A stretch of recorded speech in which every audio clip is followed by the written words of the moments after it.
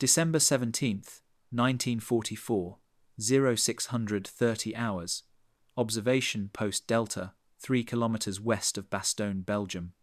Major General Heinrich von Lüttwitz pressed the cold rubber eyepiece of his Zeiss field glasses against his frost-numbed face, watching his breath crystallize in the pre-dawn darkness. Below, on the main supply route designated by American forces as Red Ball 1, a convoy stretched beyond the limits of his vision. Trucks. Endless American trucks, their olive drab paint barely visible in the grey winter light. Their engines producing a collective rumble that vibrated through the frozen Belgian soil and into the concrete bunker where he stood.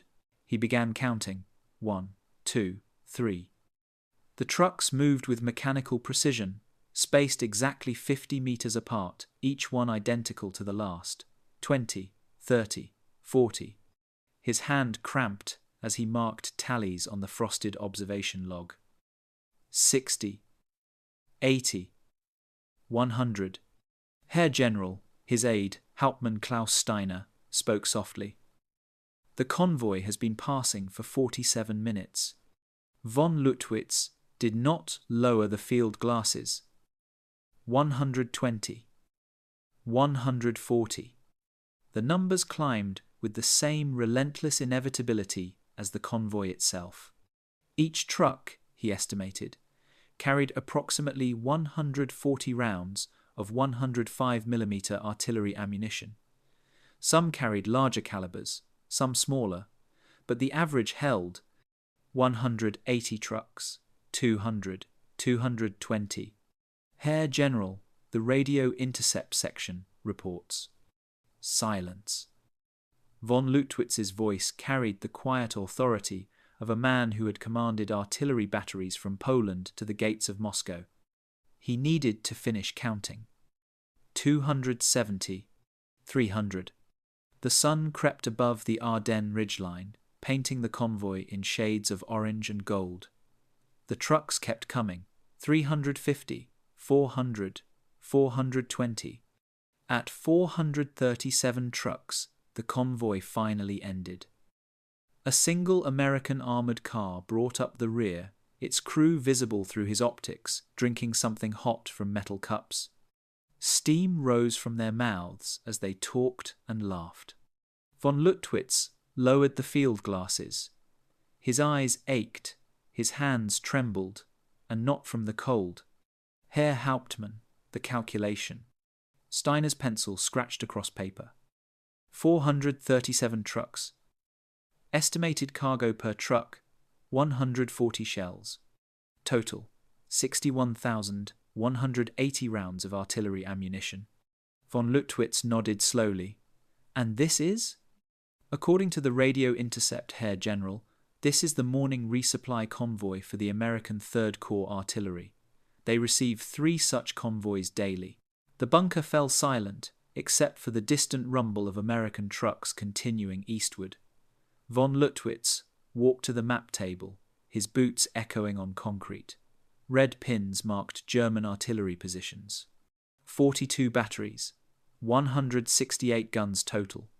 Each gun, if fortunate, received 15 shells per week, not per day, per week. He did the mathematics.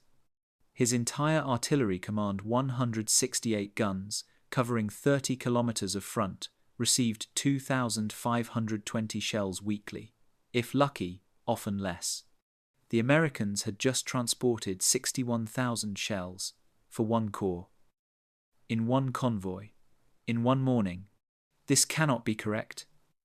He said it aloud, though he knew it was. Hauptmann Steiner, order reconnaissance to verify. I need confirmation. Jawohl, Herr General. But von Lüttwitz already knew what the confirmation would show. He had seen reconnaissance photographs of American ammunition dumps near Liège. Square kilometers of stockpiled shells, stacked like cordwood, guarded by bored sentries who could not possibly comprehend the abundance they protected. He had read captured logistics documents showing American production figures, his intelligence officers dismissed as propaganda. He returned to the observation slit, and raised his field glasses. The last of the convoy disappeared around a bend in the road. In the distance, another line of trucks approached from the west. The afternoon convoy, perhaps, or tomorrow's morning delivery arriving early. Behind him, Hauptmann Steiner cleared his throat. Herr General, the morning ammunition allocation for 2nd Battery has arrived. How much? 17 shells, Herr General. They apologize for the shortage. Heinrich von Lüttwitz stood motionless at the observation slit, field glasses hanging forgotten around his neck, watching American trucks roll eastward toward the front lines. Somewhere in the rational corner of his mind that had studied logistics at the War Academy, that had calculated firing tables and supply rates for 20 years, a terrible realization began to form. This was not a war anymore. This was mathematics, and Germany was on the wrong side of the equation. The Wehrmacht had built its reputation on artillery excellence.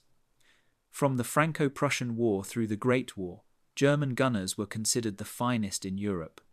Their doctrine emphasized precision over volume, quality over quantity.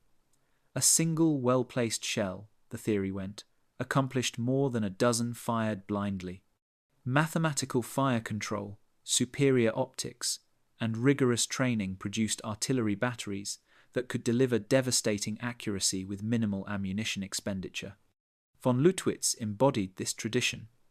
Born in 1896 in East Prussia, he had entered the Imperial Army as a cadet in 1914, just months before the Great War erupted. He learned artillery craft in the muddy hell of Verdun, where German guns had nearly broken the French army through methodical, calculated fire. After the war, he remained in the small, professional Reichswehr, studying ballistics and fire control theory. When Hitler began rearmament in 1933, von Lüttwitz was among the cadre who trained the new generation of artillerists. He had calculated fire missions in Poland in 1939, where precise German barrages shattered Polish defences in days. He had commanded batteries in France in 1940, where coordination between Stukas and artillery proved devastatingly effective. He had fought in Russia in 1941 and 1942, where German tactical superiority consistently defeated numerically superior Soviet forces. But by 1944, the mathematics had shifted beneath him. The ammunition situation had deteriorated throughout the year. Allied bombing of synthetic fuel plants crippled transportation networks. Trains that once delivered regular ammunition supplies now ran sporadically or not at all. Production, while still substantial, could not match the consumption rates of a multi-front war. The Osttheer, the Eastern Army, consumed the majority of available shells fighting the Soviet summer offensive. The Italian front received its allocation. What remained for the Western Front grew smaller each month. Von Lüttwitz's artillery command, in December 1944, received a weekly allocation of approximately 15 shells per gun. Sometimes 20 if supplies ran smoothly, more often 10 or 12. His battery commanders hoarded shells like misers, firing only when targets were certain and valuable. Counter-battery fire, once routine, became impossible. The Americans could fire at will. German guns, once they revealed their positions, were silenced by overwhelming response fire before they could displace. His gunners were still skilled. His fire control calculations remained precise. His tactical doctrine was sound. But doctrine meant nothing when guns fell silent for lack of ammunition. Skill could not conjure shells from empty caissons. Precision became irrelevant when you could not afford to shoot. The convoy he had counted that morning represented more ammunition than his entire command would receive in a month, perhaps 2 months. Across the Atlantic Ocean, in the sprawling industrial heartland of the United States, a different philosophy of warfare had taken shape. American military doctrine, forged in the Civil War and refined through industrialization, embraced a simpler calculus. Overwhelming firepower saves American lives. The United States Army had studied the Great War's lessons differently than the Germans. Where German theorists saw the need for precision and economy, American planners saw the cost of infantry attacks against prepared positions. At the Meuse-Argonne offensive in 1918, American forces had suffered over 100,000 casualties in 47 days. The lesson was clear: steel, not flesh. By 1944, American artillery doctrine had crystallized into a philosophy of abundance. Fire support was not rationed but encouraged. Battery commanders did not hoard shells, they expended them freely. The Field Artillery School at Fort Sill, Oklahoma, trained officers to think in terms of tons on target rather than rounds per gun. If a target required destruction, you buried it under high explosive until nothing remained. This doctrine required industrial capacity on a scale previously unimaginable. The United States possessed it. Lake City Arsenal in Missouri operated 24 hours daily, producing artillery shells on assembly lines that stretched for miles. Workers, many of them women who had never seen a factory before Pearl Harbor, machined shell casings, mixed explosive compounds, assembled fuses, and packed ammunition with efficiency that would have seemed impossible in peacetime. The plant produced one complete artillery shell every 2 seconds, hour after hour, day after day. Other facilities matched this production. The Joliet Arsenal in Illinois, the Radford Ordnance Works in Virginia, the Iowa Army Ammunition Plant. Dozens of factories, each one larger than entire German industrial complexes, churning out shells in quantities that defied comprehension. By December 1944, monthly American artillery ammunition production exceeded 12 million rounds. Shells flowed from factories to ports via rail networks that operated with clockwork precision. Liberty ships carried them across submarine-infested Atlantic waters. In European ports, longshoremen unloaded them onto trucks that rolled day and night toward the front lines. The Red Ball Express, the legendary truck convoy system, had become the arterial system of American military power. 400,000 trucks operated in the European theatre. Drivers, many of them African-American soldiers, in segregated transport companies, kept the vehicles moving in relays that never stopped. When trucks broke down, they were replaced immediately. When drivers grew exhausted, fresh crews took over. The system never paused. American artillery batteries, in December 1944, did not worry about ammunition shortages. They worried about storage space for the excess shells that kept arriving. December 17, 1944, 1400 hours. Observation post-Delta. Von Lüttwitz had not left the bunker since dawn. He stood at the map table, surrounded by reconnaissance reports that confirmed what he had witnessed through his field glasses that morning. Hauptmann Steiner had organized the intelligence methodically, creating a picture that grew more disturbing with each additional data point. Herr General, Steiner said, pointing to aerial photographs spread across the table, Luftwaffe reconnaissance photographed the convoy at 0730 hours. They confirmed 437 trucks. Von Lüttwitz studied the photographs. The convoy appeared as a thin, dark line stretching across the Belgian countryside, trucks spaced with mechanical precision. In the margins, the photo interpreter had written calculations in neat script. The cargo assessment? Von Lüttwitz asked. Each GMC truck carries standardized ammunition pallets. Based on truck bed dimensions and observed load height, we estimate 140 rounds of 105mm ammunition per vehicle. Some trucks carry 155mm shells, fewer per truck due to weight, but the average holds. Von Lüttwitz did the multiplication again, hoping the numbers would change. 437 trucks multiplied by 140 shells. 61,180 rounds. And the radio intercepts confirm this is not exceptional? Steiner's face remained professionally neutral, but von Lüttwitz saw the slight tightening around his eyes. Jawohl, Herr General. Signals intelligence has tracked 3 convoys of similar size passing through this sector daily, morning, afternoon, and evening deliveries. Communications refer to them as routine resupply for 3rd Corps artillery. 3 convoys daily. Von Lüttwitz walked to the observation slit and looked out at the empty road. 3 times 61,000, 183,000 shells per day. For 1 American corps.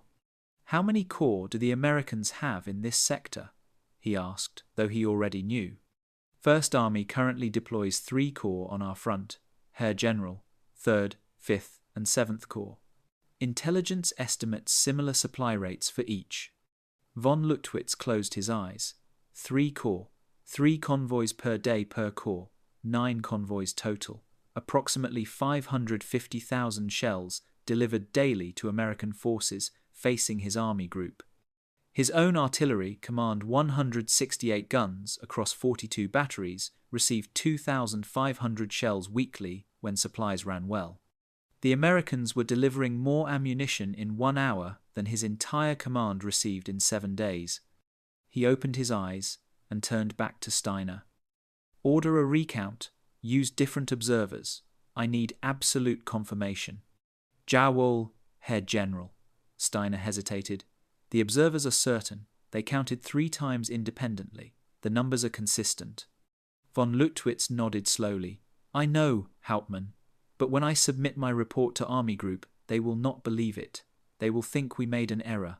I need undeniable proof. He looked down at the photographs again, at the thin line of trucks carrying an impossible quantity of death. Count them again, anyway. December 18th, 1944, 0900 hours. Army Group B Headquarters, Ziegenberg. Von Lüttwitz sat in the sterile conference room. His reconnaissance report spread before Field Marshal Walter Model and the intelligence staff. An Oberst from the economic warfare section stood at an easel, pointing to charts showing American industrial production figures captured from documents found at Aachen. Herr Feldmarschall, the Americans produce approximately 12 million artillery shells monthly, the Oberst said, his voice professionally flat. This represents daily production of 400,000 rounds across all calibers. Model leaned forward, his hard eyes scanning the charts. These figures are verified. Jawohl, Herr Feldmarschall. Cross-referenced from multiple sources. Captured supply manifests. Intercepted shipping documents, prisoner interrogations, and pre-war industrial assessments. The numbers are consistent. Von Lüttwitz watched Model's face carefully. The Field Marshal was not a man given to illusions. He had commanded on the Eastern Front. He understood material realities. Continue, Model said. The Oberst flipped to another chart showing American ammunition production facilities. The primary producer is Lake City Arsenal in Missouri. Floor space, approximately 4 million square feet. Workforce, 20,000, operating 3 shifts continuously. Production methodology, assembly line techniques adapted from automotive manufacturing. Production rate, Model asked. 1 complete artillery shell every 2 seconds, Herr Feldmarschall. The facility operates without cessation except for maintenance. The room fell silent. Von Lüttwitz saw officers doing the calculation he had done repeatedly since yesterday. 2 seconds per shell, 30 shells per minute, 1,800 shells per hour, 43,000 shells daily, from 1 facility. And this is not their only plant? Model's question was rhetorical. 9. Herr Feldmarschall. The Americans operate at minimum 15 major ammunition plants of comparable capacity. Joliet Arsenal in Illinois produces similar quantities. Radford Ordnance Works in Virginia. The Iowa Army Ammunition Plant, plus numerous smaller facilities. The Oberst placed another chart on the easel, showing logistics networks. The shells travel from factories to ports via American rail networks. Average transit time from production to East Coast ports, 3 days. Atlantic crossing. 12 to 15 days depending on convoy routing. European port unloading, 2 days. Truck transport to forward ammunition dumps, 1 to 3 days. Total time from factory to front line? Model asked. 3 weeks, Herr Feldmarschall. A shell manufactured in Missouri reaches our front in 21 days. Von Lüttwitz found his voice. Herr Feldmarschall, our production facilities require 6 weeks to deliver shells to this front, assuming rail transport remains operational, which it increasingly does not. Model stood, walking to the window. Outside, snow fell on the Taunus hills. What is our current monthly production? The economic warfare Oberst consulted his notes. Approximately 3 million rounds monthly, Herr Feldmarschall, down from 4.5 million in January due to bombing and transportation difficulties. So the Americans produce in 1 month what we produce in 4 months. Jawohl, Herr Feldmarschall. Model turned back to the room, and they can deliver it reliably while our system collapses. It was not a question. December 19th, 1944, 2200 hours, observation post Delta. Von Lüttwitz studied the aerial reconnaissance photographs by lamplight, his eyes burning from exhaustion. Hauptmann Steiner had compiled an intelligence summary of American ammunition storage facilities within 100 kilometers of the front. The scale defied comprehension. The primary depot at Liège, Steiner explained, pointing to a photograph showing an endless grid of supply dumps. Aerial measurement indicates the ammunition storage area covers approximately 9 square kilometers. Photo interpreters estimate 300,000 tons of artillery shells stockpiled. Von Lüttwitz picked up a magnifying glass, examining the details. Endless rows of pyramided shells stretched in every direction. Supply trucks moved between the stacks like ants. American soldiers stood guard, but the security appeared casual, almost indifferent. 300,000 tons, von Lüttwitz repeated slowly. How many shells? Steiner consulted his calculations. Approximately 6 million rounds, Herr General. Give or take 500,000, depending on caliber mix. 6 million shells. In one depot. Von Lüttwitz thought of his own ammunition reserves. 1,700 shells scattered across 42 battery positions, hidden in forests and cellars, guarded like gold. And this is not their only depot? 9, Herr General. We have identified major ammunition dumps at Verdun, Cherbourg, Antwerp, and Paris. Smaller depots exist at virtually every division and corps headquarters. The Americans position ammunition forward rather than centralize it. Von Lüttwitz studied another photograph showing the Verdun depot. Truck convoys entered and exited continuously. The Americans did not ration distribution from these reserves. They pushed ammunition forward, whether requested or not, maintaining surplus at every level. They store more in one depot than we possess in our entire army group. Jawohl, Herr General, the Liège depot alone contains more ammunition than the entire Wehrmacht Western Front allocation for 6 months. Von Lüttwitz set down the magnifying glass. The photographs lay before him like evidence of an impossible reality. How did one fight an enemy who treated ammunition as infinite? Who could afford to stockpile millions of shells while German guns fell silent for lack of dozens? Security at these depots? Minimal, Herr General. Perhaps 1 infantry company per major facility. They rely on air superiority and distance from front lines. They can afford minimal security, von Lüttwitz said, because losing an entire depot would barely register in their supply system. Steiner said nothing. There was nothing to say. December 20th, 1944. 1100 hours. Forward Artillery Command Post, 2nd Battery. Hauptmann Ernst Weber crouched in the dugout that served as his battery command post, listening to radio traffic.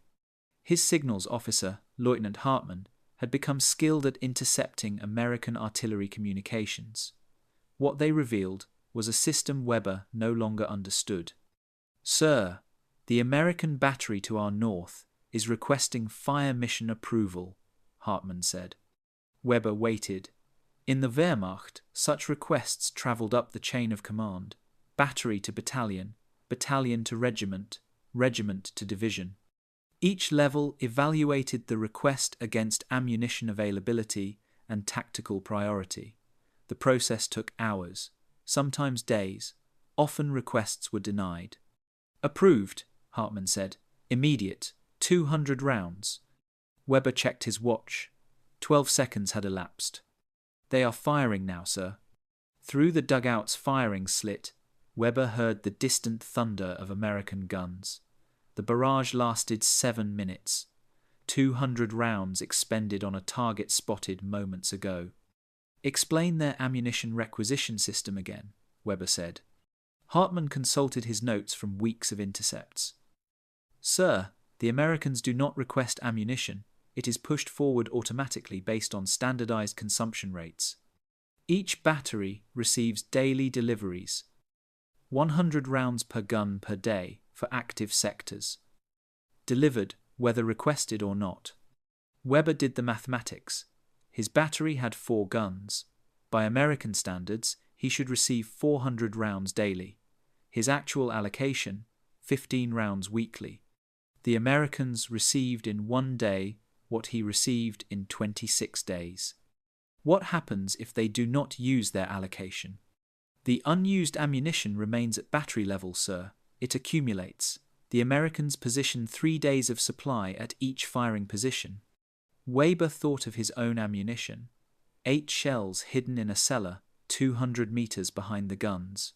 His men carried shells by hand, exhausting work through snow and mud. The Americans used trucks to move ammunition within battery positions. Jarwall, Herr Hauptmann, even for short distances. Weber leaned back against the frozen earth wall. The Americans fought a different war, a war of surplus and automation. While he conserved shells like a miser, they fired barrages on targets of opportunity, secure that more ammunition would arrive tomorrow. And the next day, and the next. Forever. December 21st, 1944. 1600 hours. German battery position, Sector 7. Von Lüttwitz stood in the tree line, watching German artillery crews prepare for the evening fire mission. 6 soldiers struggled through knee-deep snow, carrying a single 105mm shell. The shell weighed 42 pounds. The distance from ammunition dugout to gun position, 120 meters. The men moved in exhausted silence, their breath forming clouds in the winter air. Behind von Lüttwitz, on the main supply route, an American convoy passed. He raised his field glasses and watched a GMC truck pull to the roadside. 2 American soldiers used a mechanical winch to lower a pallet of shells directly onto the ground. The entire operation took 90 seconds. The truck drove away. Another truck arrived within minutes to collect the ammunition.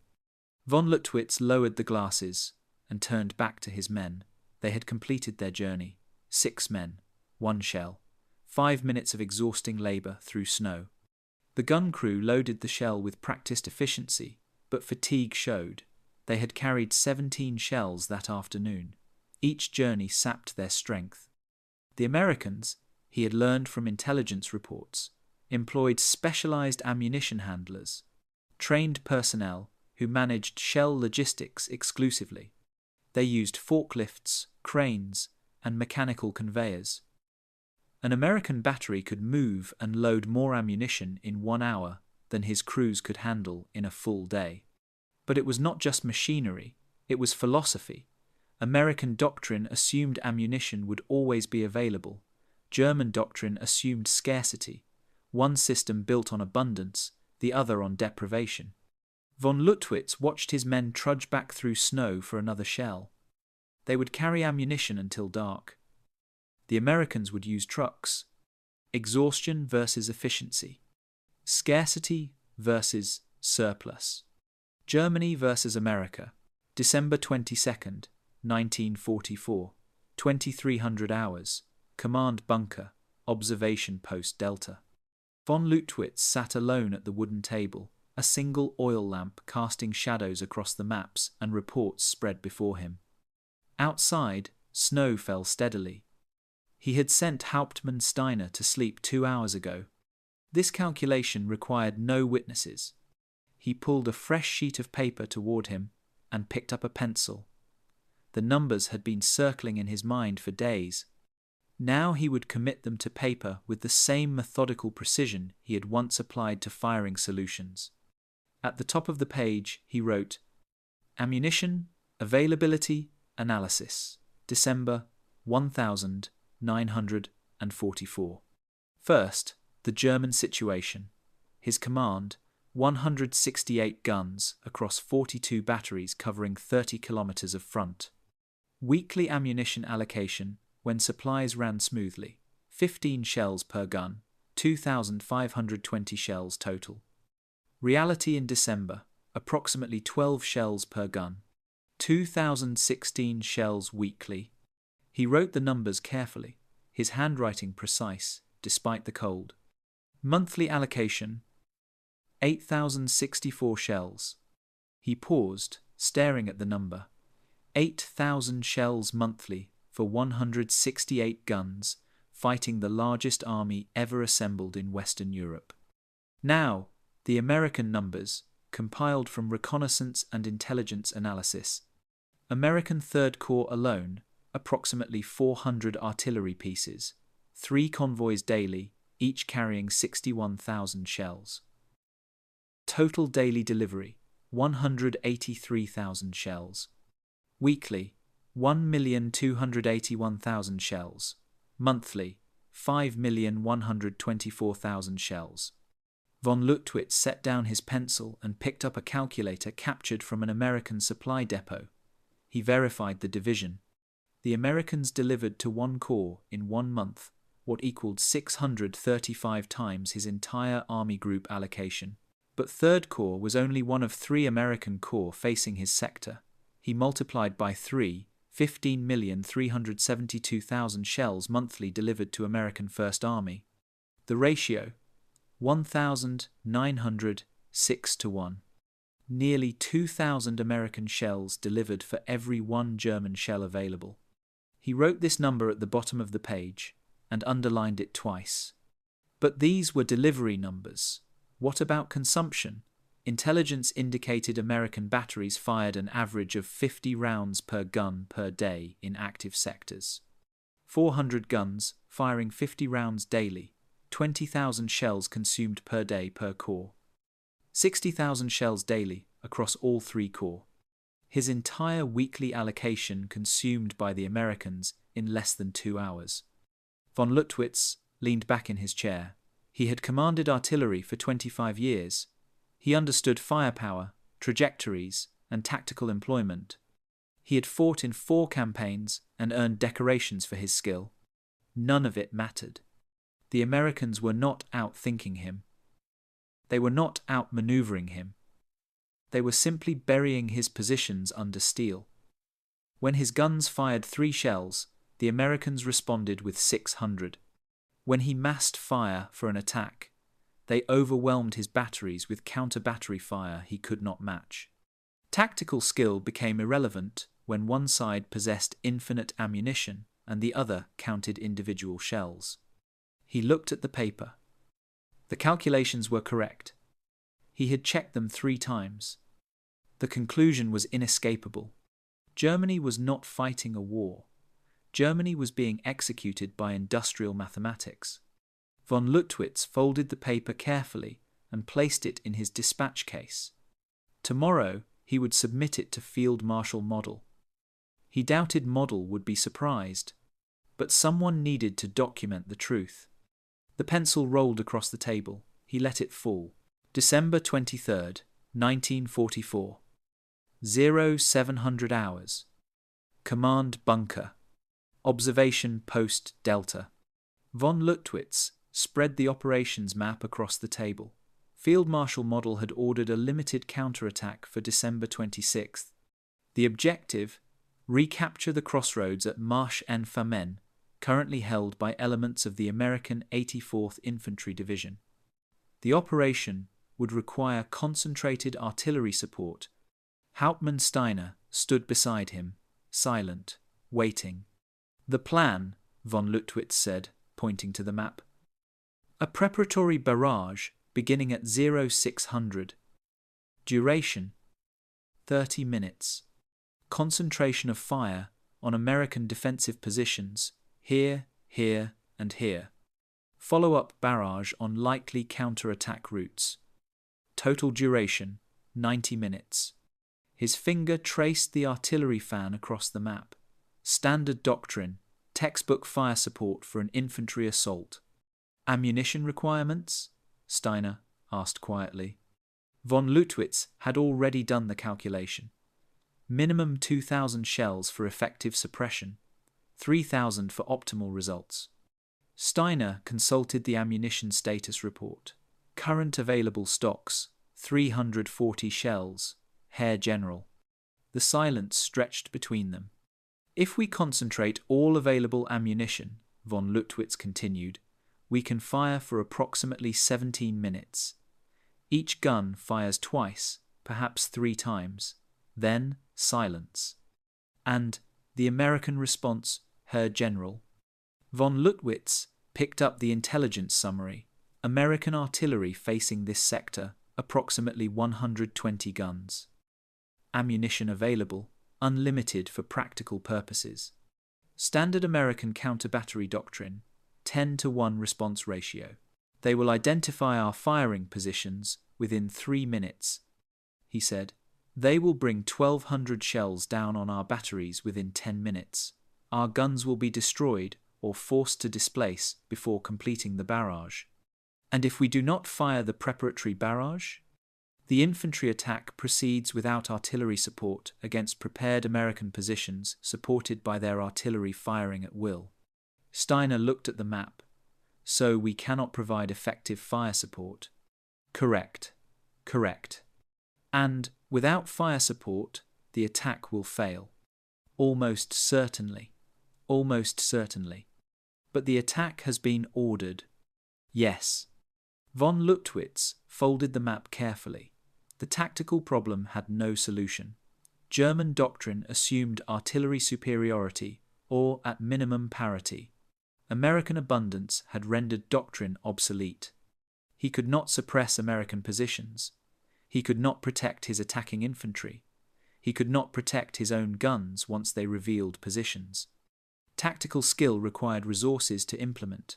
Maneuver required fire support. Fire support required ammunition. Ammunition required industrial capacity Germany no longer possessed. The Americans did not need brilliant tactics. They simply maintained logistics and fired when threatened. Volume substituted for finesse. Abundance replaced skill. Prepare the fire plan anyway, von Lüttwitz said finally. Use all available ammunition. Perhaps we will receive resupply before the 26th. Steiner's expression showed he understood this was fantasy. Jawohl, Herr General. January 3rd, 1945. 0555 hours. German forward position, Sector 7. Von Lüttwitz crouched in the reinforced observation bunker, field glasses ready. The American counter-offensive had begun 3 days earlier.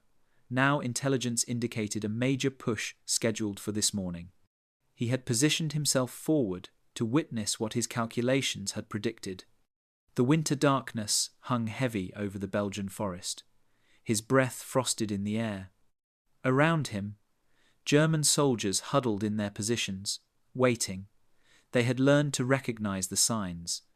Increased aerial activity yesterday, radio traffic spikes overnight, the rumble of trucks bringing ammunition forward through the night. Always the ammunition.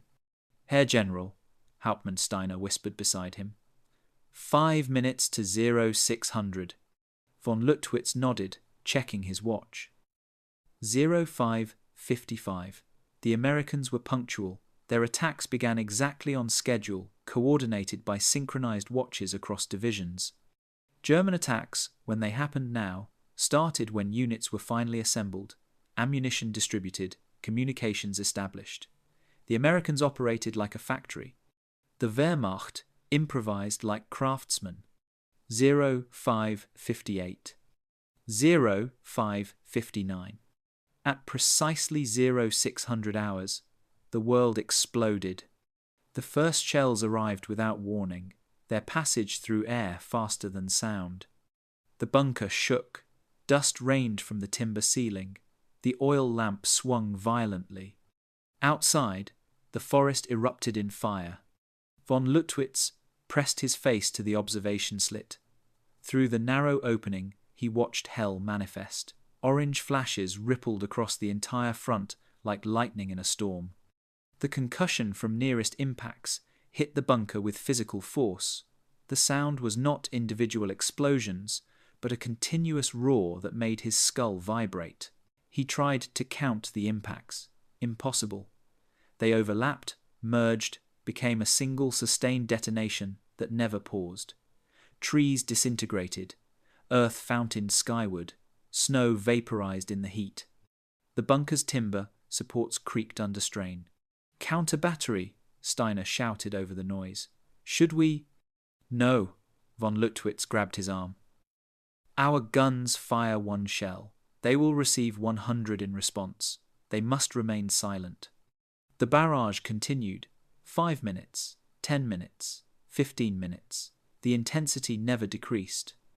Von Lüttwitz had studied artillery his entire career. He knew what sustained fire required.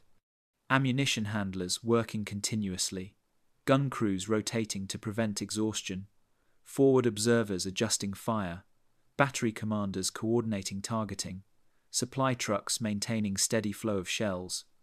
The Americans were executing all of this simultaneously across kilometers of front. 20 minutes, 30 minutes, 40 minutes. The earth itself seemed to be screaming. Communications lines were cut within the first minute.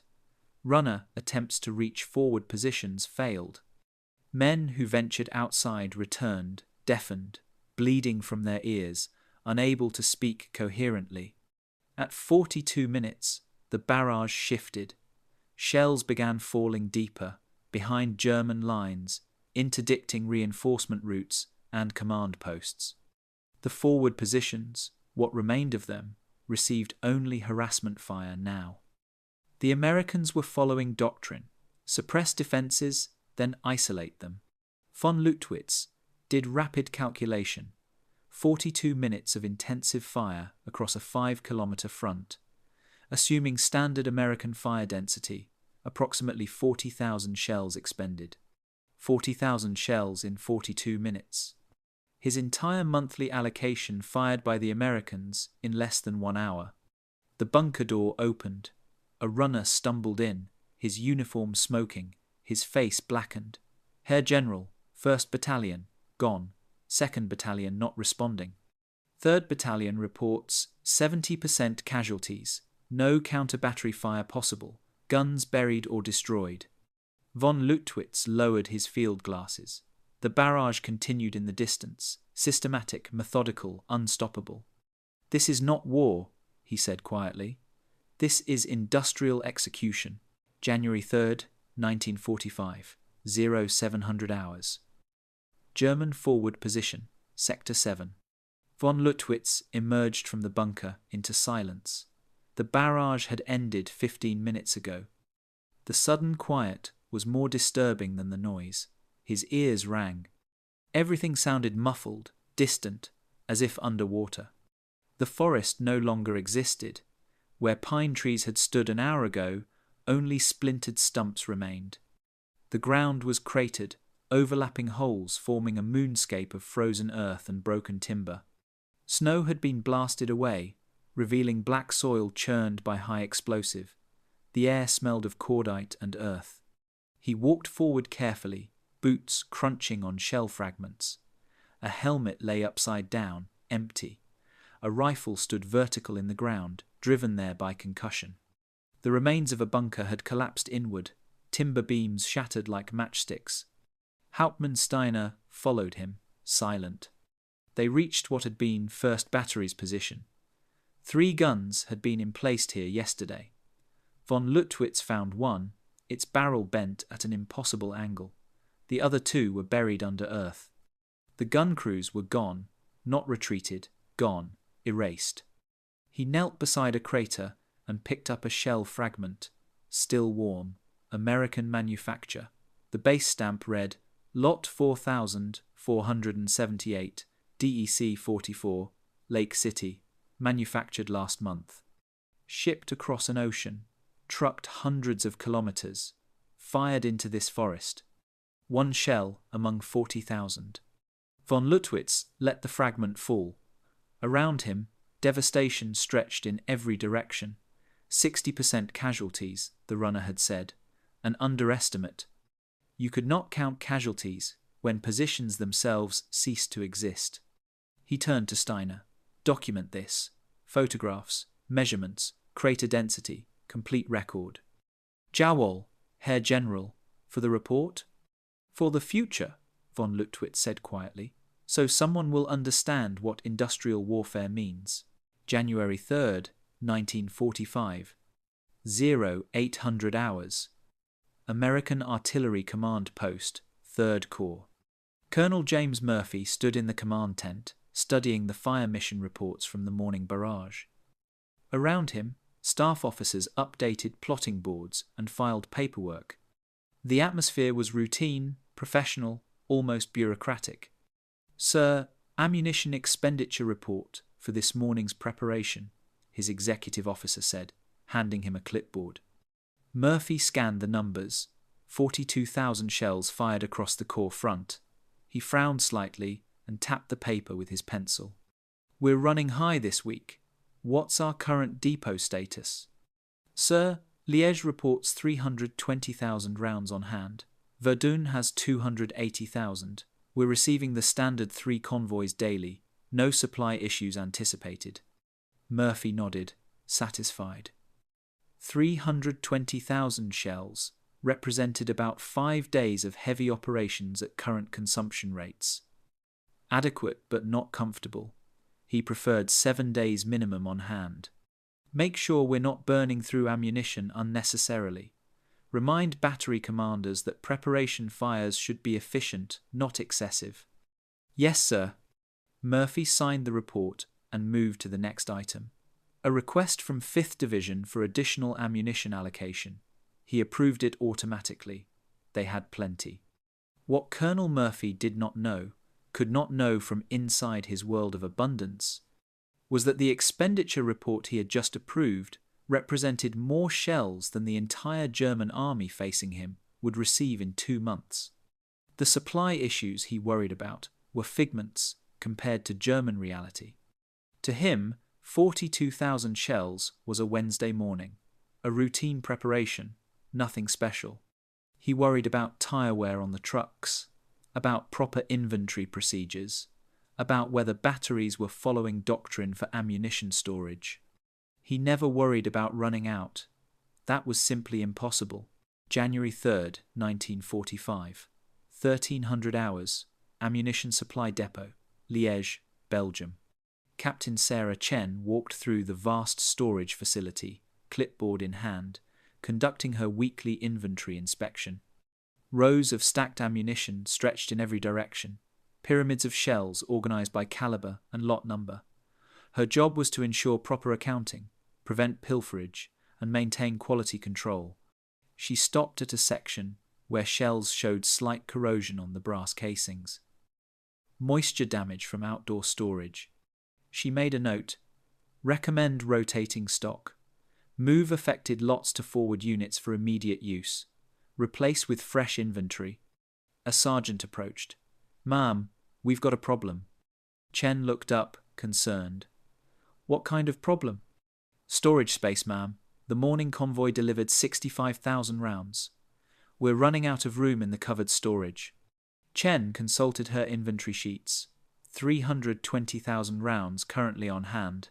Daily consumption averaging 40,000. Daily deliveries averaging 65,000. The mathematics were simple. They were accumulating surplus faster than it could be distributed. Stack the overflow outside, she said. Cover with tarps. It's cold enough that moisture won't be an issue for a few weeks. Yes, ma'am. Oh. Chen continued her inspection, noting shell casings with minor dents, lots with inconsistent manufacturing dates, storage pallets showing wear. These were her concerns: quality control, proper documentation, efficient space utilization. She wrote a letter home that evening, complaining about the tedium of supply work. Nothing exciting ever happens in logistics, she wrote.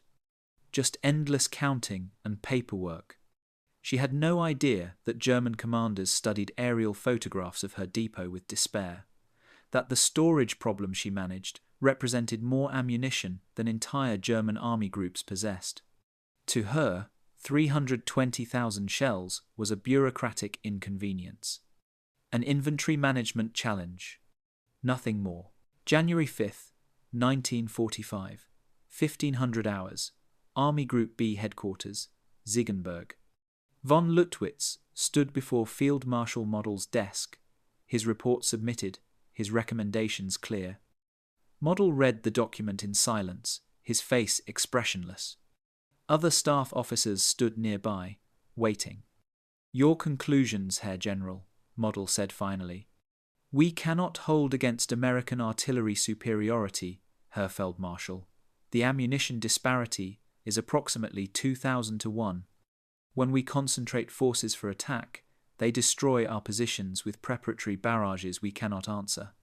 When we defend, they suppress our artillery before their infantry advances. Counter-battery fire is impossible. We expend our limited shells while they respond with overwhelming volume. Model set down the report. Your recommendation? Immediate withdrawal to defensive positions beyond range of American artillery. 60 kilometers minimum. Preserve forces for later operations when supply situation improves. The room fell silent. Other officers shifted uncomfortably. Withdrawal was defeatism. Retreat was forbidden without explicit authorization from Hitler himself. The ammunition situation will not improve, Herr General, Model said quietly.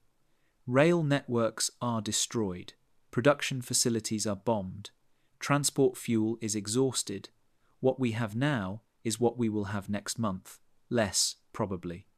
Von Lüttwitz met Model's eyes. The Field Marshal understood. He had seen the same mathematics. Then we are fighting a war we cannot win, Herr Feldmarschall. We are fighting the war we were given. Model corrected. Our duty is to hold as long as possible. Your report will be forwarded to OKW. I expect it will be rejected as defeatist. You may be relieved of command. Von Lüttwitz nodded slowly. He had expected this. Herr Feldmarschall, request permission to return to my command. Denied. You are relieved effective immediately. Report to reserves. Major Hoffmann will assume command of your artillery. The words carried no anger. Model's voice was tired, resigned. They both understood. The truth was unacceptable to higher command. Reporting reality had become a court-martial offence. Von Lüttwitz saluted. Model returned it. As he left headquarters, von Lüttwitz understood his military career had ended, not because of tactical failure, not because of cowardice, but because he had committed the unforgivable sin of documenting mathematical reality. He had proven, with numbers that could not be disputed, that Germany had already lost. And for that truth, he would be punished. May 8th, 1945. American Prisoner of War Processing Center, Reims, France. Major General Heinrich von Lüttwitz sat across from an American intelligence officer, a captain who spoke fluent German. The war had ended yesterday. Outside, celebrations continued. Inside, the business of documentation proceeded methodically. General von Lüttwitz, your service record indicates you commanded artillery units from 1943 through January 1945. Can you explain your relief from command? Von Lüttwitz considered his answer carefully. I submitted a report documenting American ammunition superiority. The report was deemed defeatist, The American captain made notes. What were your findings? That American forces maintained approximately 2,000 to 1 advantage in artillery ammunition. That German forces could not sustain operations against such disparity. That tactical skill was irrelevant when one side possessed infinite resources and the other counted individual shells. You recommended withdrawal.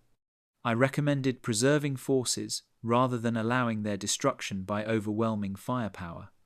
The captain set down his pen. General, when did you know Germany would lose the war? Von Lüttwitz thought back to that December morning. The convoy stretching beyond vision. The mathematics that could not be denied. December 17th, 1944. I counted a convoy delivering 61,000 shells to one American corps in one morning. My entire command received 2,000 shells weekly. The war was over. We simply had not admitted it yet. The captain nodded slowly. Your analysis was correct. American artillery caused 70% of German casualties on the Western Front. I know, von Lüttwitz said quietly. Years later, in 1953, von Lüttwitz would write a memoir titled Mathematics of Defeat. The book would become required reading at the new Bundeswehr Staff College. His analysis of American logistics would influence NATO planning throughout the Cold War. But on that May afternoon in Reims, he was simply a defeated general who had committed the sin of being right too early. The truth had cost him his command.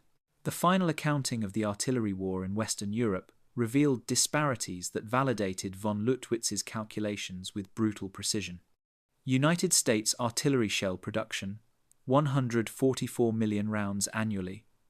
Germany artillery shell production, 37 million rounds annually. Production ratio, 3.9 to 1 in American favor. But production numbers told only part of the story. Delivery determined battlefield effectiveness. United States shells delivered to combat units, 85% of production. 122 million rounds reached the front. Germany shells delivered to combat units, 42% of production. 15.5 million rounds reached the front. Effective delivery ratio, 7.9 to 1. Allied strategic bombing, fuel shortages, and transportation network collapse reduced German delivery efficiency by half. American logistics operated at peacetime commercial standards, despite fighting a global war. United States trucks operating in European theater, 400,000 vehicles. Germany trucks on Western Front, 28,000 vehicles. Truck ratio, 14 to 1. American locomotives supplied to European operations, 5,000 units. German operational locomotives, Western Front, 2,100 units. Railway capacity ratio, 2.4 to 1. American artillery caused 60 to 70% of German casualties on Western Front. 1944 through 1945. German artillery effectiveness declined throughout the period as ammunition shortages worsened. By March 1945, some German batteries possessed fewer than 5 shells per gun. German artillery personnel casualties, Western Front, approximately 48,000 killed or wounded. American artillery personnel casualties, Western Front, approximately 12,000 killed or wounded. The disparity reflected not just firepower advantage, but the asymmetry of counter-battery warfare. American batteries could fire aggressively. German batteries, once they revealed positions, faced overwhelming response fire. Von Lüttwitz's December calculation of 2,000 to 1 ammunition disparity was, if anything, conservative. When delivery efficiency, consumption rates, and accumulated stockpiles were factored, the actual battlefield disparity approached 3,000 to 1 by war's end.